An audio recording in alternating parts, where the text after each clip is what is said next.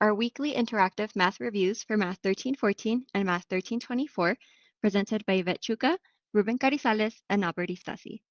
Our session will be starting soon. This session will be recorded so that you may come back to it later if you need, and so others who may have missed out on today's events will be able to come and watch it. Thank you. So now, at this time, please mute your mics for the best sound experience, otherwise the feedback could interfere with information we will be sharing. We'll be sending the 1324 room link on the chat so that you may connect to your session if you're here for Math 1324. Ms. Patricia will be sending individual messages to everyone to gather your student ID numbers to sign you in. Without further ado, I'll pass it on to our presenter so that we may begin. Hello, everyone. Hope you're enjoying your summer. Today is actually very nice outside. So again, if you are enrolled in Math 1324, they just put a link for you to go to that other session. But here we're going to be talking about 1314, and so we'll get started. My name's Yvette Chuca, and so I will go ahead and continue on with the slides here. First, I just want to give you kind of an overview of Webassign, and then we'll go into some math problems. Okay, so depending on your instructor, they might have given you a class key, or some instructors actually connected to Blackboard, so you won't need the class key. So make sure you check with your instructor. Once you have your class key, you can enter it, or click the link in Blackboard, which will look something like this. Let me use the pointer here. Okay, so there's two options depending on how your instructor set up the course. If you are taking a class with me, then you would click this link that is available. Once you click the link, it's going to ask you to register for the Webassign. The good thing is that you have already paid for your course materials through your tuition, so you're not going to be asked to pay for anything because it's already part of your tuition. So I'll skip that slide there. And once you are enrolled, just go ahead and ignore this because, again, you're not going to have to pay for it since you already paid for it with your tuition. So to get to your course, you would press on Courses. And if you wanted to change your password, then you can click here. You can add a different email. The email you want to use is the one that you check the most, because sometimes I put announcements or I send out messages. And your instructor might do the same as well. And then here you can look at your courses. If you are a student who would rather have a physical copy of the book, you can also rent it, and it's available for rent. So you would just click here. One of the things you can do with Webassign is that you can change your notifications. You can even change the wordings to Spanish if you like. And let me go ahead and show you some more things here. So here's just an example of, it's going to change the instructions to Spanish. In this envelope here, you can change your notifications. So for example, if you want to get a notification if your instructor changes the due date, you can check that, or if your instructor posts an announcement, or maybe they responded to your message. And then it also lets you know how many hours notification you would like to choose. Oops. Okay, so your textbook, you'll have a textbook. It's an ebook. You can find it by clicking on my ebooks. And communication, this is where you can send your instructor a message. Sometimes your instructor will also send you a message. You can ask for help by clicking the Ask My Instructor. Here you can see your grades. Sometimes you might not be able to see it if your instructor has it turned off. So it just depends on if your instructor already turned it on. And then of course your assignments would be under My Assignments. And so let's look at some of these different sources and what they look like. You're going to see my class insights. For this is kind of like for your own practice. You can click on it. It's going to show you what topics you need more help with, and it's going to allow you to study for them. That's not part of the grade. It's just something to help you. If your instructor posts announcements, they're going to be listed here. And you can also see the calendar here. Okay. On the left side of your screen, you're going to see your homeworks. And I'm going to talk about these symbols really quick. And under resources, you're also going to see if your instructor put PowerPoints or videos or something else for you to use for as a resource, they're going to put it under there. Okay, let me go here. The study plan, this is just for practice as well.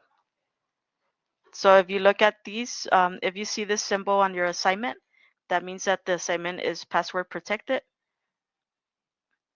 Okay. If you see this one here, you're going to have the lockdown browser. So if you are required to use the lockdown browser, it is important that you click on the lockdown browser for Webassign. Blackboard also has a lockdown browser, but they're not the same. So in order for the one to work for Webassign, you have to click it through Webassign. This is the timer. It shows you how much time you have left for the assignment.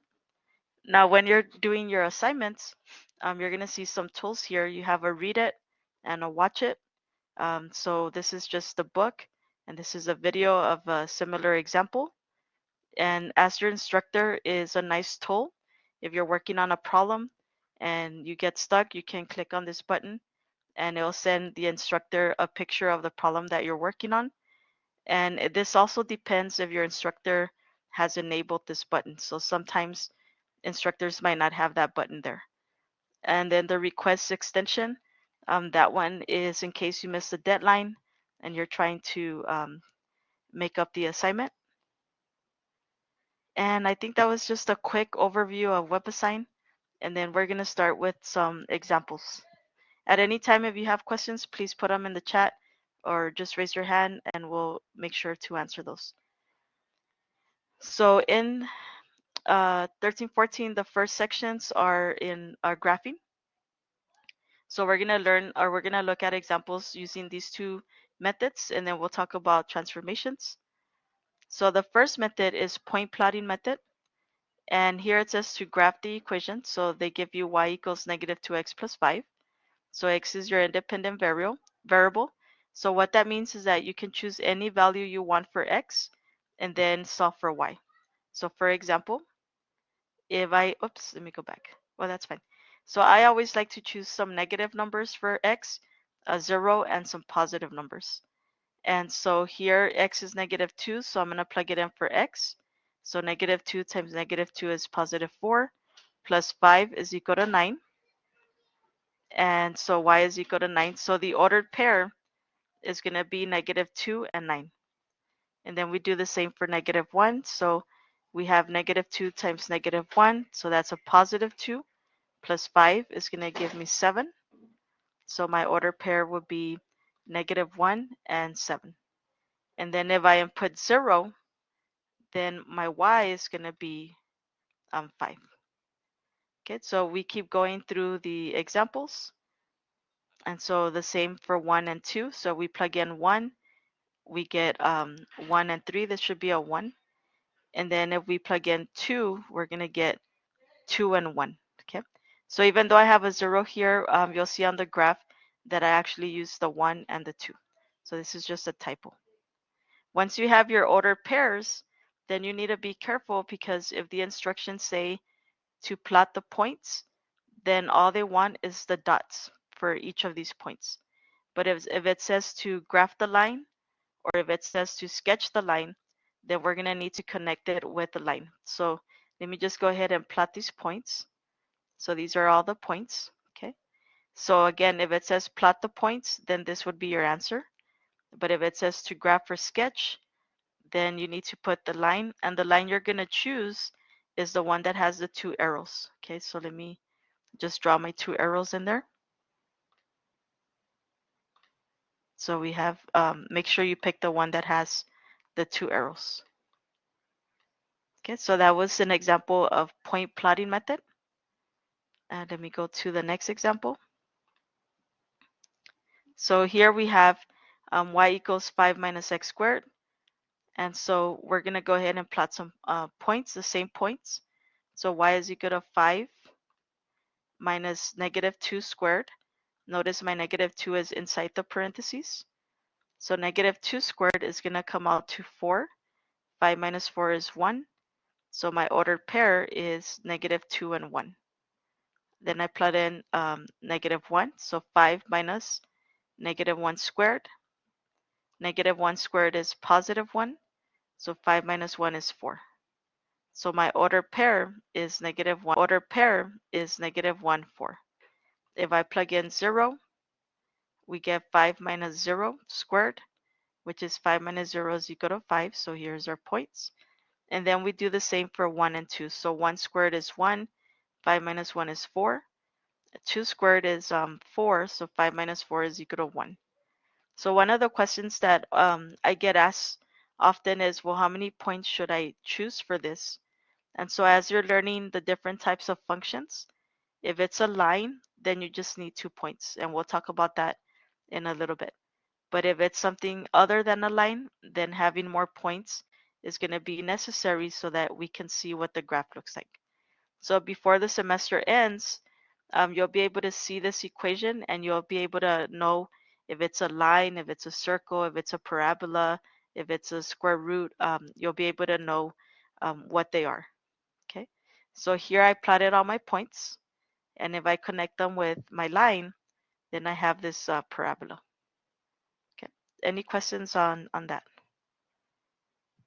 Okay, let me. Oh, so this link is just an example on how to use the graphing tool on Webassign. So sometimes students have a hard time with the graphing tool. So one of the things you can do is right here on, you'll see a box with an arrow pointing down. You can click on that. It's going to download the PowerPoint, and then you can just copy the link if you're interested in watching the video. Okay, another method is we can use the X and Y intercept method. And since this is a line, then this method will work because for a line, you just need 2 points. Okay, so first we're going to find what are these X and Y intercepts. So if we have a graph, the X-intercept is the graph, is the point where the graph crosses the X-axis. So this is our X-axis. So this point would be our X-intercept. And the Y-intercept is where the graph crosses the Y-axis. And the Y-axis is this vertical line. So that's going to be our Y-intercept.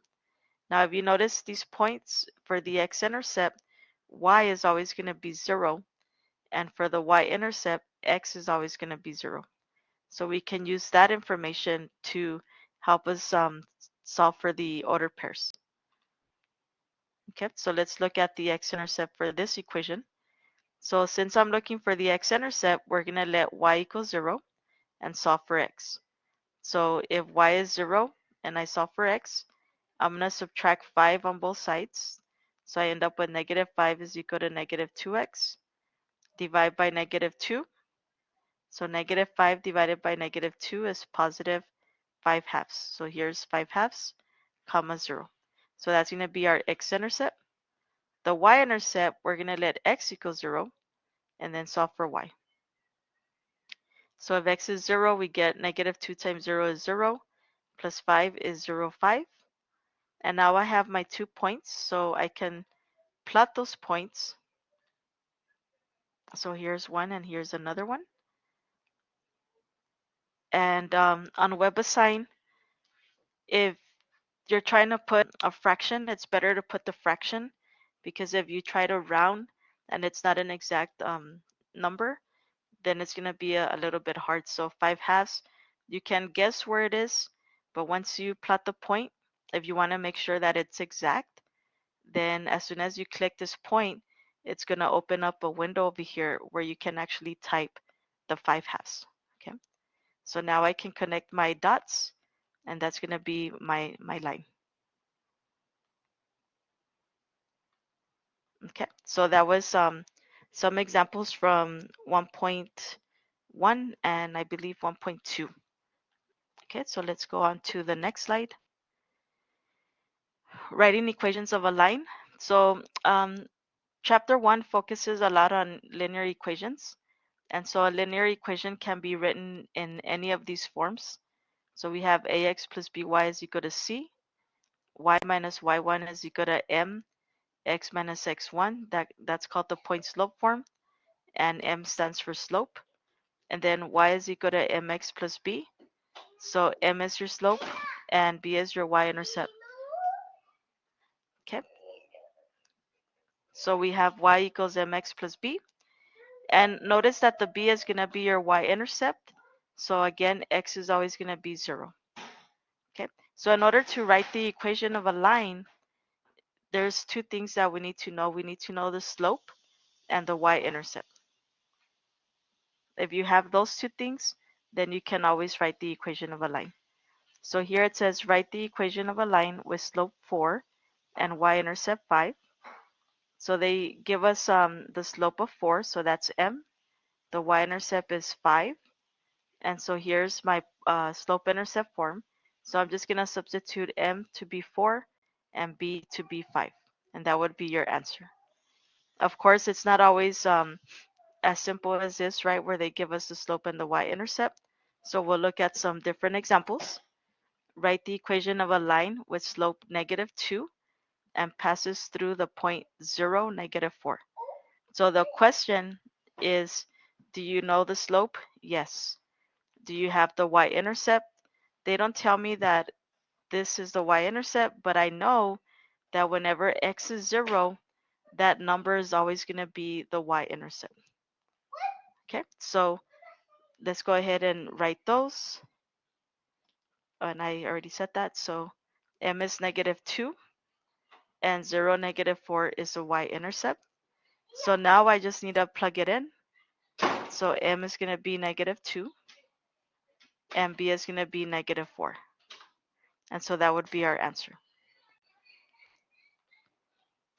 Okay, so let's look at another example.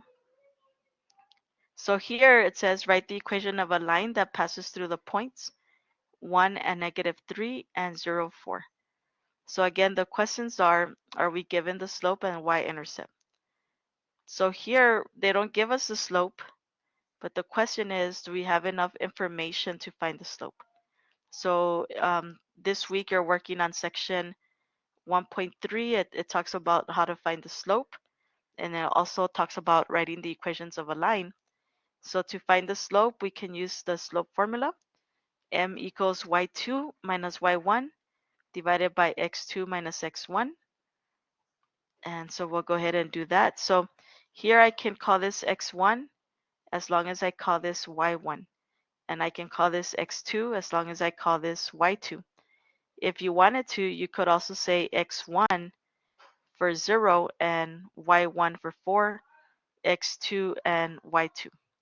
Okay, so in my example though, I went ahead and said y2 is 4, y1 is -3, and x2 is 0 and x1 is 1. So 4 minus -3 is going to be 4 plus 3 is 7 divided by -1, so we get -7. So now we have the slope, and now we're missing the y-intercept. So if we look at our points, this is not a y-intercept because x is not 0. And this one is because x is 0. So my y-intercept is going to be 4. Okay, so I have the two things that I need. So now I can just substitute them into the formula. M is -7 and B is 4. So all of these examples, it was great because they gave us the y-intercept. But what happens when we don't have the y-intercept? So we look at 2, 0. This is not the x-intercept. I'm sorry, the y-intercept, because we don't have x is 0, right? So it's reverse. So this is not going to work for our B. So the questions are, do we have the slope? No. So we need to find the slope first.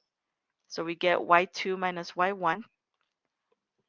So I'm going to write 4 minus 2. And actually that should be, let me get the pin out really quick.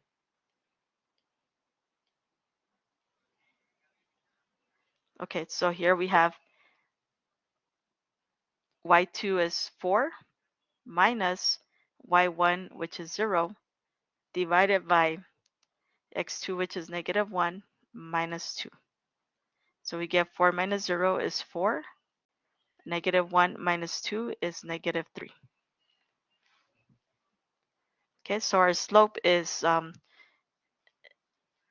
negative 4/3. Okay, so probably the next slide is going to be incorrect. So I'm going to make sure that I remember that our slope is negative 4/3 so that we can work it out. Okay, so here, now that we have our slope, which we said was, let me get the pen again, negative 4/3. Then the y-intercept, we know is not 2, 0. Okay, so what are we going to do? So to help us, there's two ways you can do this.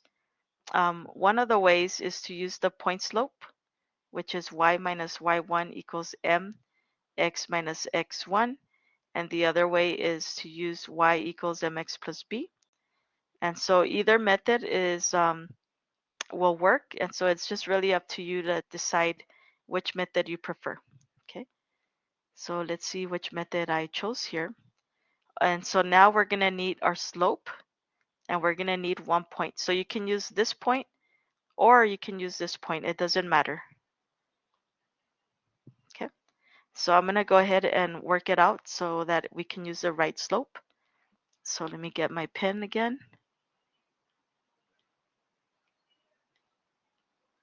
All right, so I'm going to have y minus y1. So remember, this is x1, y1 is equal to our slope. Hopefully I remembered. Negative 4/3. Correct me if I have it incorrect. And then we have x minus x1, which is 2. So then we want to simplify. So y minus 0 is just y. And then we're going to distribute. So negative 4/3 times x is negative 4/3 x. And negative 4/3 times negative 2 is going to be positive 8/3. And so that would be our equation using the point slope. Okay, so I'm going to show you also how to use the other one. That way you can decide which method you prefer. Let me see if I already did it on this slide.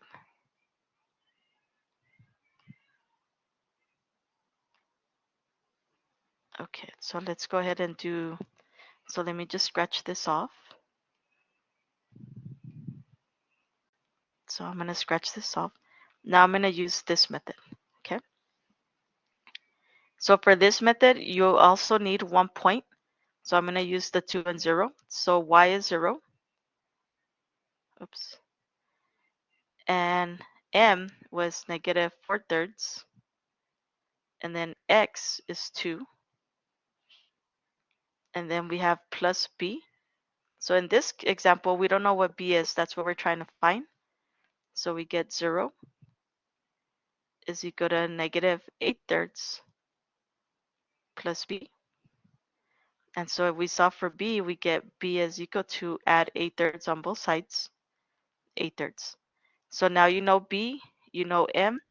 So now we just plug it in to our equation. So y is equal to the slope, which was negative 4/3 x. And then b, we got 8/3. So if you remember from the previous slide, and I think I have it here, we get the same answer, regardless of which equation you use. Okay. So let's go on to the next example. Let me just click through this since it was incorrect there. All right. So now we want to talk about writing the equations of a line that is parallel. Okay, so parallel lines. So again, anytime you see the problem say write the equation, you always want to ask yourself, in order to do that, I need the slope and I need at least 1 point. So those are the two things that we need. Okay, so parallel means that the lines will never intersect. But more importantly, it means that the slopes are going to be the same. So whenever you have parallel lines, the slopes are the same. And so here in this example, it says write the equation of a line that is parallel to the line y equals negative 2x plus 4. So this is the line y equals 2x plus 4. And then they give me another point, negative 3, 4. And I'm trying to find the line that is parallel. So it's going to go straight down here. And so let's see what we have. So this is what we want to write. We want the equation for the red line. Okay. So from the black line here, we can take the slope. So the slope is negative 2. So I'm going to use that same slope with my point, negative 3, 4, so that I can find the equation of this red line. Okay, so let's go on. So again, here's the information. The slope is negative 2, and I have my point. And now we can use whichever method we prefer. So I'm going to use the point slope. So I'm going to have y minus y1 equals m times x minus x1. So y minus y1, which is 4, is equal to my slope, which is negative 2, x minus x1, which is negative 3. If we simplify, negative negative is positive 3, and then we distribute this negative 2 inside. So we're going to end up with negative 2x minus 6. Add 4 on both sides, and we get y equals negative 2x minus 2. Okay, so the clue words here are write the equation and parallel. So parallel means they have the same slope. Write the equation means I need a slope and the y-intercept so that I can, or at least one point, so that I can find the equation. Okay, so now the next one is going to be to find the line that is perpendicular. Okay, so for perpendicular lines, oops, let me get my pen out really quick. Uh-oh. Okay, so it's not parallel, it's perpendicular. Okay, so perpendicular means that the lines intersect, but they intersect at right angles. Okay, so if a line intersects in a right angle, then it's going to be perpendicular. And so here we know that the black line has a slope of negative 2, and we're trying to find the equation of the red line. So for the red line, if you have the slope, you're going to use the negative reciprocal for your line that you're looking for. So in our example, our slope of the black line was m equals 2. So the negative reciprocal is negative, and then the reciprocal of 2 is 1/2. So we just flip the fraction. Okay, so that's how I got m equals 1/2. All right, so actually the slope was already negative, so this is going to be positive. So that's how we get the 1/2. So let's go ahead and work it out. So we have y minus y1 is equal to m x minus x1. I have my slope, I have my point.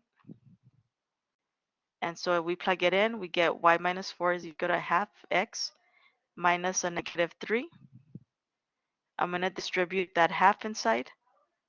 So we're going to have 1/2 x plus 3/2, and then y minus 4.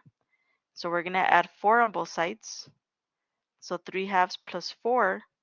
In order to be able to add those, I need a common denominator, which is going to be 2. So this already has the 3/2. My 4 needs a denominator of 2. So we multiply 4 times 2, which is 8. So now that they're the same, we can add 3 plus 8, which is 11. So we get 11/2.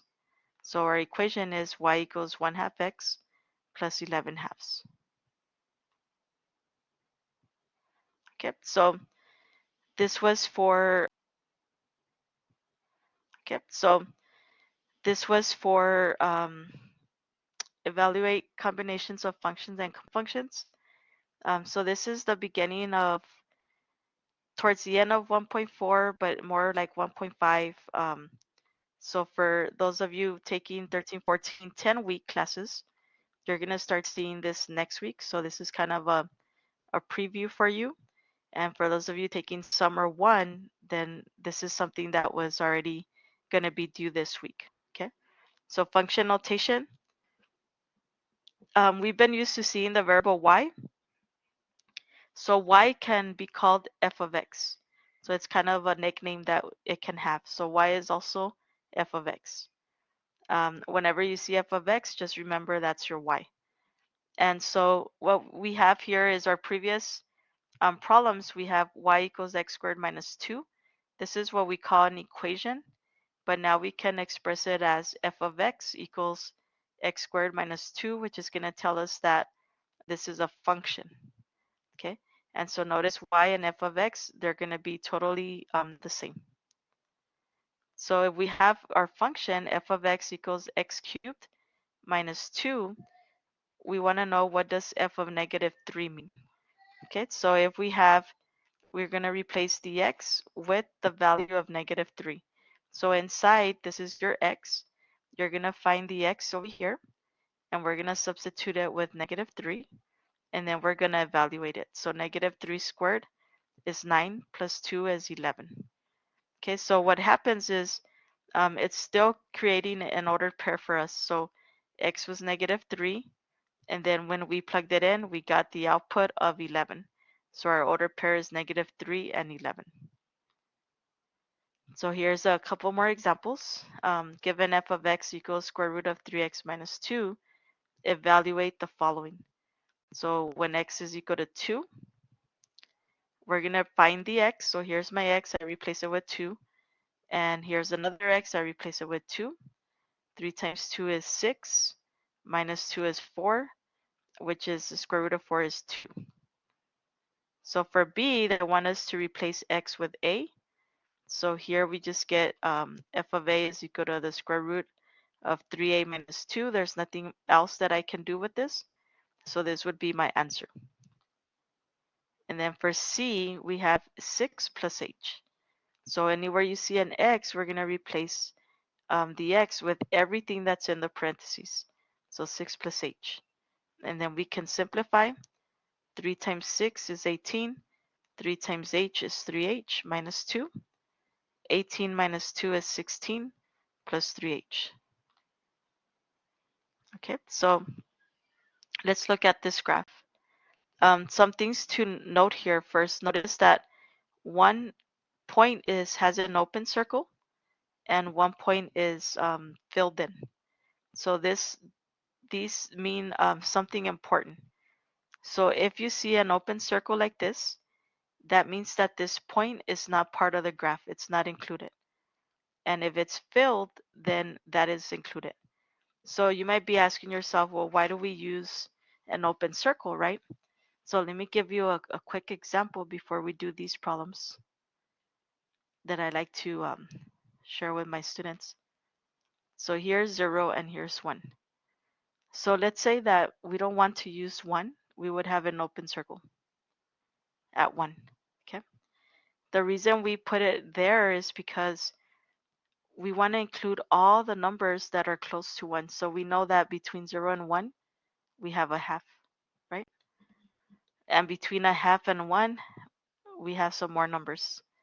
And there's infinite amount of numbers that are in here that we can't see. Some of them we can't. It just goes on and on and on forever. So that we don't miss any of them, we put our open circle at 1, and that's going to capture everything that is close to 1 except for 1. Okay, so whenever you see the open circle, that means that the point is not included. It's not part of the domain. Okay, so domain is basically what are the x values that are being used to create this graph. Okay, so for example, -5. Is -5 being used as part of this graph? So if I go up or if I go down, I'm never going to be part of the graph. So that's not part of the domain. But if I look at 0, if I go up, there's nothing there. But if I go down, it's part of my graph. So that's part of the domain. And so for this problem, the domain is going to start at -2, which is right here, -2. And it's going to use all these x values, all of them, till it gets to +2. So our domain, we can write it as -2 to 2. But notice I have a parentheses and then I have a bracket. So if you have an open circle, since we don't want to include this point, we use a parentheses. So anytime you see a parentheses, we're looking at the open circle when we're talking about domain. And if you see a bracket, we're talking about a filled circle, a closed circle. Okay. Now the range is going to be all the y values that are being used to create this graph. So the same idea. If I pick a point -5 here, and if I go to the right, there's nothing there. If I go to the left, there's nothing there. So the first point that is actually being used is this one here, which is -4. So we always write the smallest number first. So that's going to be -4. And then I'm going to use all of these numbers to create my graph until I get to -5. Okay. So my graph, my range is going to be from -4. I have a bracket because these points are included. And then it's going to go all the way up to -5. And I have a bracket because we are using the point for this point here. Okay. So now how do we evaluate this? So we have f of -1. So -1 is our x, remember. So -1 is our x. So you find -1, which is right here. And then you ask yourself, where does it fall on the graph? So -1, if I scroll down, falls at -4 for my y value. So my input of -1 gives me an output of -4. So my answer there is -4. If we look at 0, it's going to be at -3. And if we look at f of 1, then what value will I get? So if I go up, there's nothing there. But if I go down, I get to -4. And then I try f of 2, which is right here. And if I go down, I'm not going to hit anything. But if I go up, I'm going to be at 5. Okay, so that is how we find the mean and range, and how we find the indicated values for this problem. Okay, so now let's look at operations of functions here. So we have one function, f of x equals 3x minus 7. And then we have g of x, which is equal to 4 minus x. And we're trying to add the two functions together. So this is a symbol for that. So we have f plus g of x. And then we have the subtraction, f minus g, multiplication, and division. Anytime you see this, we want to rewrite it as f of x plus g of x. Then we're going to substitute what f of x is and what g of x is. And that is given in the problem here. F of x is 3x minus 7. G of x is 4 minus x. Okay, so here's my f of x, 3x minus 7. Here's my g of x, 4 minus x. Now we're going to simplify, gather our like terms. 3x minus x is 2x. -7 plus 4 is -3. So this would be our answer for adding f plus g of x. If we subtract, I always like to rewrite f minus g of x.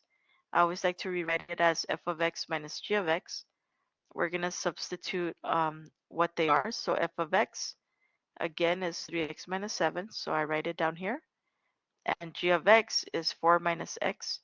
Notice I use a parenthesis here because we're subtracting the entire thing. So we simplify, we get 3x minus 7. Distribute negative times 4 is negative 4. Negative times negative is positive x. Gather our like terms, so 3x plus x is 4x, minus 7 minus 4 is negative 11. And then for multiplication, we write it again as f of x times g of x. Then we have 3x minus 7 times 4 minus x. So we're going to simplify. 3x times 4 is 12x. 3x minus x is negative 3x squared. Negative 7 times 4 is negative 28. Negative times negative x is positive 7x. Gather our like terms. So we get negative 3x squared. I have a 12x and a 7x, so that's 19x minus 28. And then the last one for division, we have f of x divided by g of x. So if we substitute that in, we get 3x minus 7. And then we get divided by 4 minus x. So it says, what is the domain of f of g? And so to find the domain of f of g, there's going to be some restrictions. Let me see if I have that on the next slide. Okay. So there's going to be some restrictions if you have any of the following, okay? If you have a fraction like we do here, and in the denominator you have a variable, then there's going to be some number that you cannot use as part of the domain because you'll get a 0 down here. So for example, 4 minus 4 would give you a 0, and we cannot divide by 0. You'll also have restrictions if you have a square root because you cannot have a negative square root. And then in chapter 3, you'll have restrictions if you have a log, okay? So here, since I have a fraction, then one of the ways to find any restrictions is to take your denominator, in this case 4 minus x, set it equal to 0, and solve for x. So if I subtract 4 and divide by negative 1, I get 4 is equal to x. So your domain is everything except for the number 4, okay? And so the way we're going to write that is going to be as follows. So let me just draw something for you really quick here. A number line. So you have a number line. And then you have, this is 0, 1, 2, 3, 4, and so on. And over here is your negative numbers. And so what we just did is it's saying you can use all of these numbers except for 0. So we cannot use 0. But then we can use everything over here. And so the way we're going to write this is we write the smallest number first. So everything over here, we can call it negative infinity. And the reason I use a parenthesis is because I don't know what negative infinity is, right? It could be any number out there. And we're going to go all the way till we get to 0. So I'm going to put a 0. But do we want to use 0? No. So I'm going to use a parenthesis. And then we start again, right, from 0. And then all of these numbers over here will go to infinity. But we need something to connect both of these things. So we use the symbol, a U, that stands for union, which means that it's together. Okay, so our domain is from negative infinity to 0, and then from 0 to infinity. So when you're working on your Webassign homework, it's going to ask you to identify the domain in interval notation. And so interval notation is just going to be this form right here. Okay. Let's see if we have another one. Yeah. Okay, so let's try this one that has a square root inside, a square root. So here, if we want to add, we just substitute. So we get f of x, which is x squared plus 3. and g of x, which is square root of 2 minus x. We want to combine any like terms if we have any, and we don't, so we can just leave our answer in this form. Okay, so I can't combine anything here. And then for the subtraction, we have f of x minus g of x. So same thing, here's x plus 3 as f of x, and g of x is the square root of 2 minus x. So this negative is going to make me write this parentheses in case I had some more terms. Okay, it's always a good practice to write your parentheses. That way you know that the negative applies to everything after that. I really can't do anything here, so I'm just going to leave that as my answer. Okay, and then we're going to multiply.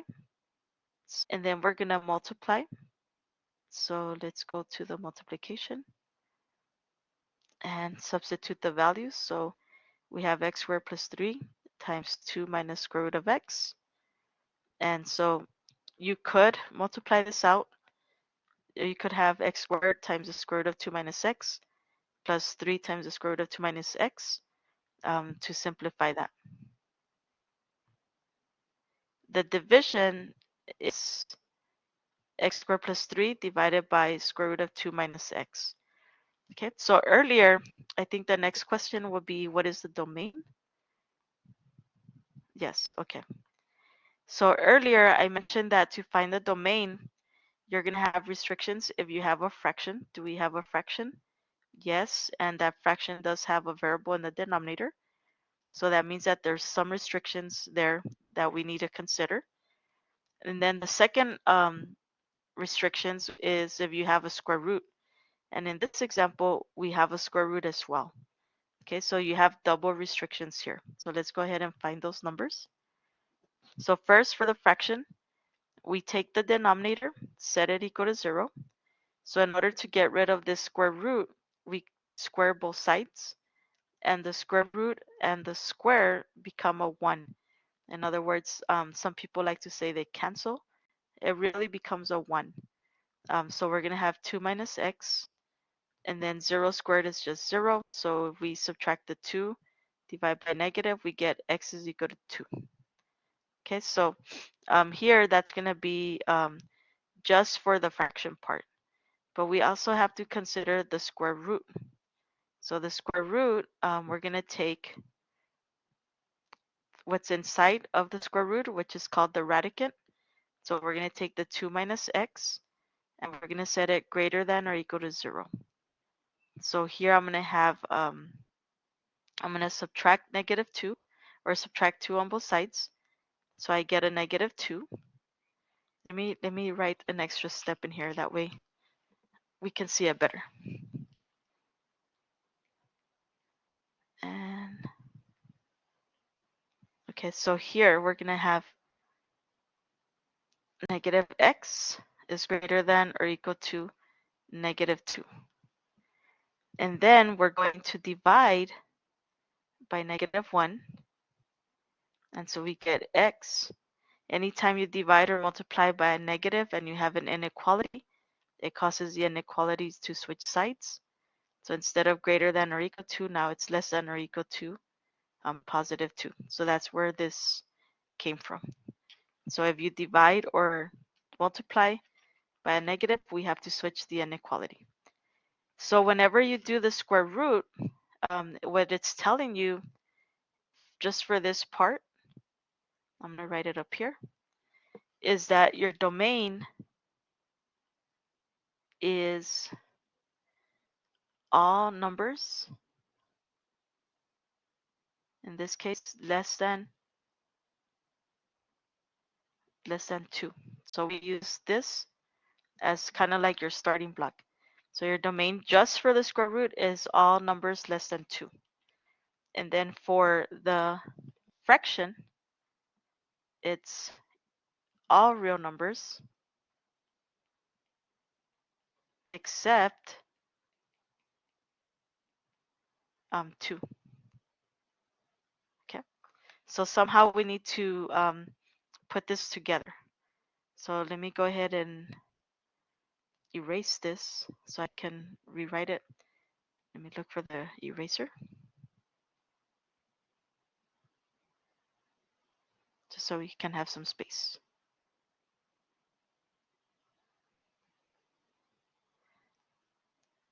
Maybe if I use my finger, it's faster.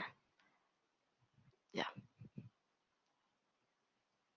Okay, so I'm gonna go ahead and draw the number line so we can see exactly what's happening here. So we have a line, right? And I'm just gonna pick some points here.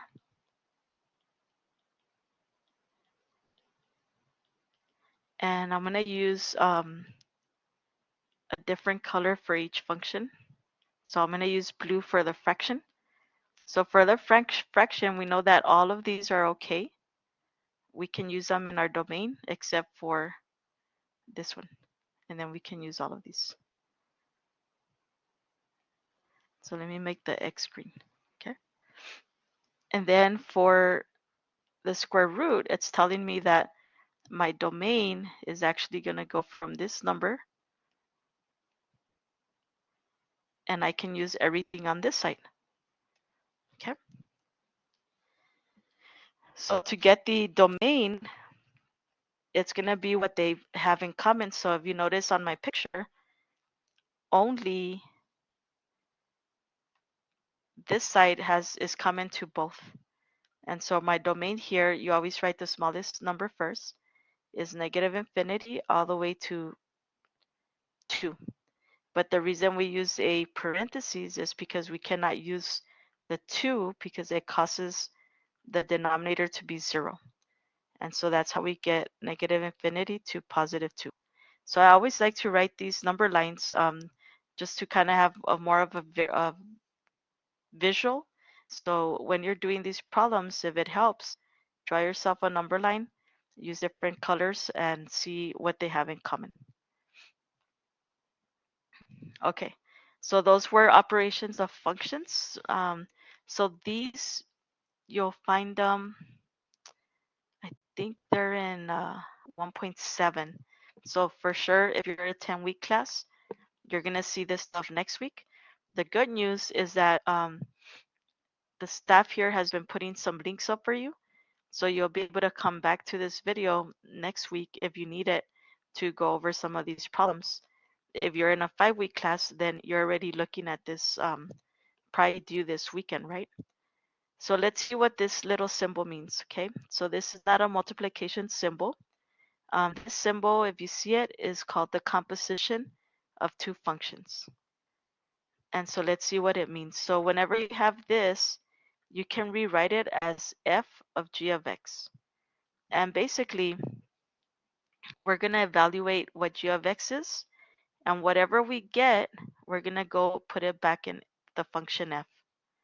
Okay, so let's look at an example. So here we have f of g of x. So g of x is x minus 3. So I just replace g of x. I'm going to replace it with what it is, which is x minus 3. And now we're going to take this x minus 3. We're applying it to the function f. So anywhere you see, here's my function f. So anywhere you see an x, we're going to replace it with x minus 3. Okay. So again, we're going to take, we're going to take this stuff in here and we're going to plug it in for this x. So we get, so here we have my x, I replaced it with x minus 3. Then I have a plus 4. Then we simplify, so we get that the composition f of g is equal to x plus 1. Let's try another one. What if it's reverse? G of f. So if it's reverse, we're going to have the g, whatever's listed further to the left is always on the outside. And then the one furthest to the right is going to be on the inside. So we have g of f of x. So what is f of x? F of x is x plus 4. So I replace with x plus 4. And now we're going to take x plus 4 and we're going to find the function g and replace this x with x plus 4. So we're going to end up with x plus 4 minus 3. and we get x plus 1. So notice that we actually got the same answer. So that was just a coincidence. So that's not always the case. This answer might be different than this answer. Okay, so just be aware of that. This was a coincidence. Okay, so here's one more. G of g is equal to g of x. And so we're going to replace g of x with itself, which is x minus 3. And now it's telling me to take whatever's in the parentheses, go find the function g. So we go find the function g. And wherever you see an x, we're going to replace it with x minus 3. So here's my x. Here's my x. I'm going to replace with x minus 3. And then I have a minus 3. So we get x minus 6. This should say, so we get x minus 6. This should say g of g. Okay, let's try. I think we have time for one more. So we have f of x equals x squared. G of x is x minus 2. And we want to find f of g. So we can rewrite it as f of g of x. I'm going to write down what g of x is, which is x minus 2. And then I'm going to take this information. We're going to find the function f. So we go to function f. Wherever I see an x, I'm going to replace it with x minus 2. So we get x minus 2 squared. We're going to simplify it, multiply it out. So we get x times x is x squared. X times negative 2 is negative 2x. Negative 2 times x is negative 2x. Negative 2 times negative 2 is positive 4. Gather our like terms. Negative 2x is negative 4x plus 4.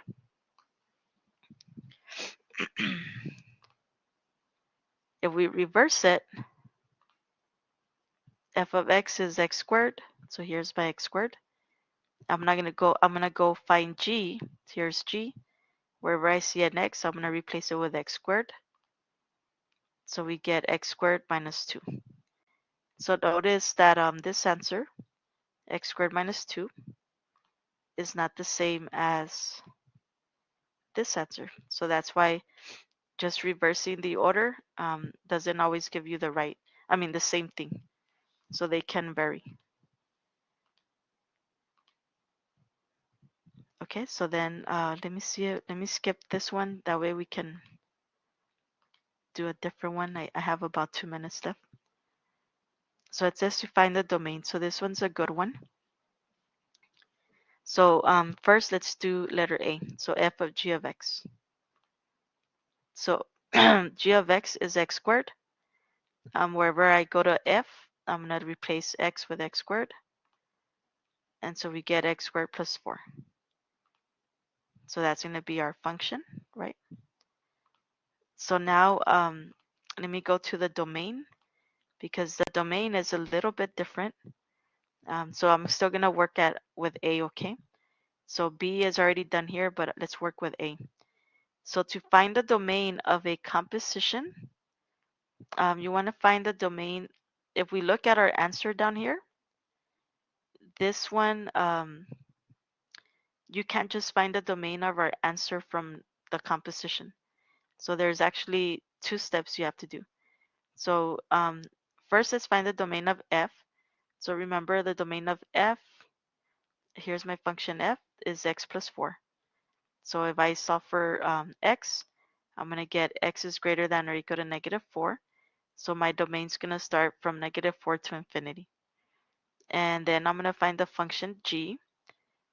Here, there's no fractions, there's no square roots, and there's no logarithms. So since I don't have a fraction, I don't have a square root, my domain will go from negative infinity to positive infinity.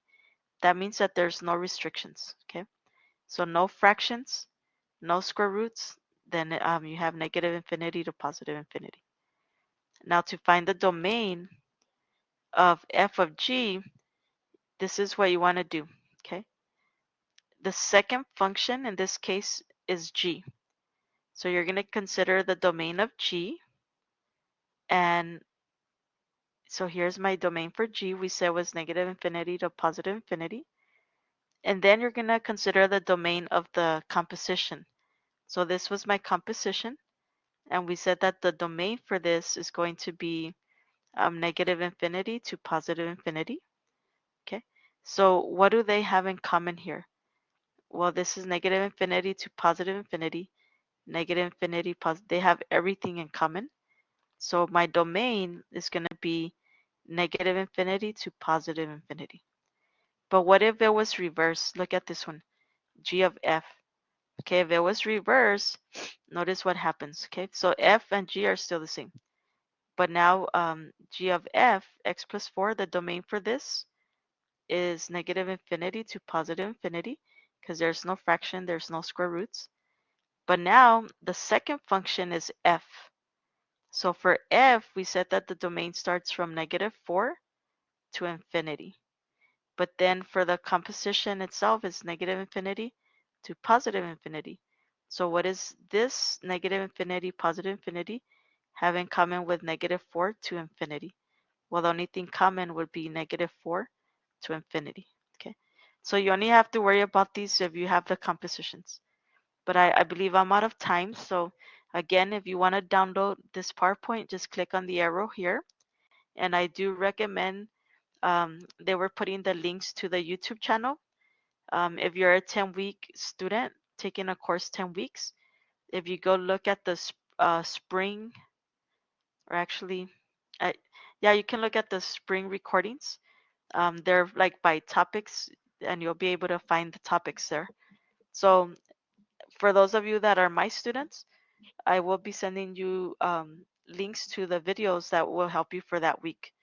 But if you're not my student, then I encourage you to look at our YouTube channel.